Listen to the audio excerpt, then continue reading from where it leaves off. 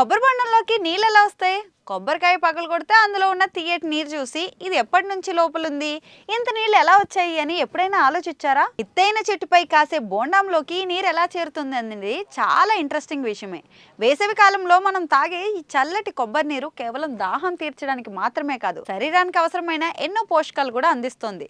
మరి ఈ నీరు బోండంలోకి ఎలా వస్తుంది అనేది ఇప్పుడు తెలుసుకుందాం. కొబ్బరికాయ నిర్మాణం ఎలా ఉంటుంది? కొబ్బరి చెట్టు పూర్తిగా మనకు ఉపయోగపడే చెట్టు, అందుకే దీన్ని ట్రీ ఆఫ్ లైఫ్ అని అంటారు. కొబ్బరికాయకి 3 పొరలు ఉంటాయి.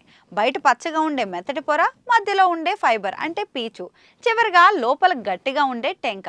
ఆ టెంకలోనే మనం తాగే నీరు ఉంటుంది. తెల్లగా ఉండే గుజ్జుతో పాటు అది ఉంటుంది. అందులోని తెల్లటి గుజ్జును ఎండోర్ఫెమ్ అంటారు.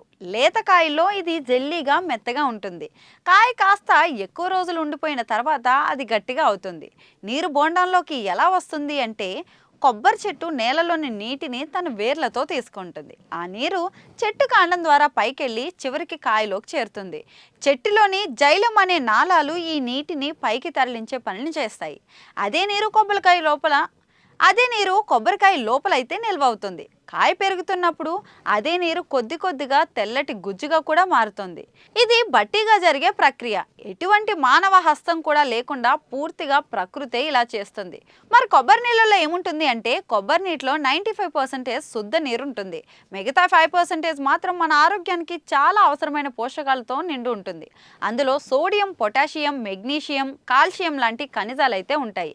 ఇవి శరీరానికి శక్తినిస్తాయి. గ్లూకోజ్, ఫ్రక్టోజ్ లాంటి సహజ చక్కెరల వలన నీటికి తీయని రుచి అయితే వస్తుంది. అంతేకాదు, కొబ్బరి నీటిలో కొంతమేర విటమిన్ సి, బి గ్రూప్ విటమిన్లు కూడా, కొన్ని ప్రోటీన్లు కూడా ఉంటాయి.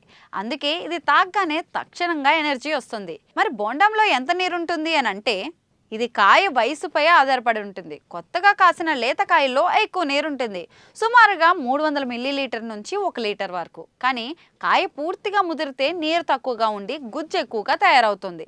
ఎందుకంటే నీరును ఆ గుజ్జు పీల్చుకుంటుంది. ఇంకా ఏం ప్రభావం చూపుతుంది అంటే, వర్షాలు ఎక్కువగా ఉండే ప్రాంతాల్లో చెట్ల కాయల్లో ఎక్కువ నీరు ఉంటుంది.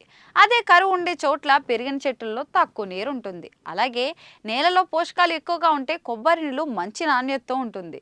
చెట్టు ఆరోగ్యం కూడా ముఖ్యమే. ఆరోగ్యంగా పెరిగే చెట్టుకే పెద్ద కాయ, మంచి నీరు వస్తుంది. సింపుల్గా చెప్పాలంటే, కొబ్బరి బొండంలో ఉండే నీరు బయట నుంచి పోసింది కాదు, ఇది చెట్టే తయారు చేసిన సహజమైన శక్తి ద్రవం. ఇది తాగడం వల్ల దాహం తీరుతుంది, శరీరానికి తక్షణంగా ఎనర్జీ కూడా వస్తుంది. మరి ఈ తీయదనం వెనుక ఉంది ప్రకృతి చూపే ఒక అద్భుతమైన మ్యాజిక్ అని చెప్పుకోవాలి.